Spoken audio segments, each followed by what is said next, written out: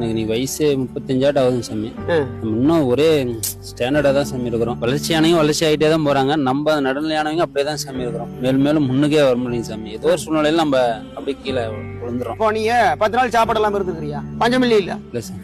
நீ famine of இந்தியான்னு போட்டு பாரு. 1865 வந்த பஞ்சத்தை பாரு.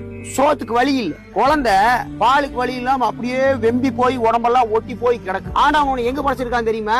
ஒரு வளர்ந்த நாட்டுல, வளர்ந்த சமுதாயத்துல நல்ல ஆரோக்கியமான உடம்பு அஜித் மாதிரி கலரோட படிச்சிருக்காரு. நான் கூட கருப்பா இருக்கிறேன், கண் பார்வை நல்லா தெரியுது. சோத்துக்கு ஆண்டவன் வழி கொடுத்துறேன். உன்னை கூட இப்போ இங்க இருக்கிற பெங்கால்காரனுக்கு வந்து ஒரு நாளைக்கு 350 ரூபா தான் கூலி. அவங்களோட நீங்க தினம் 1000 ரூபாய் சம்பாதிக்கிறீங்க, சம்பாதிக்கிறீங்க. உண்ண உணவு இருக்க இடம், சண்டை சச்சரவு இல்லாத குடும்பம். இதுதான் மனநிறைவான வாழ்க்கை. நீ இன்னொருத்தரை பார்த்தா நீ என்ன பண்ற? நீ டெவலப் ஆகலன்னு நினைக்கிற. உனக்கு கீழே இருக்கிற நீ பாக்குறதே இல்லையே. நீ பைக்ல தானே வந்த, நடந்து போறவங்க கண்ணுக்கு தெரியுறானே. அவனெல்லாம் யாரோ ஆனந்தமான வாழ்க்கை வாழ்றதுக்கு இந்த உலகத்துல எல்லா பொருள் இருக்குது, உணவு இருக்குது. உன்னோட ஆசைக்கு தகுந்த பொருள் இந்த உலகத்துல இல்ல.